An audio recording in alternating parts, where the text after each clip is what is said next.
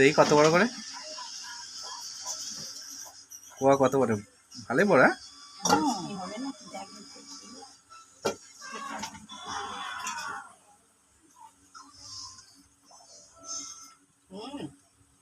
ভালোই বড়,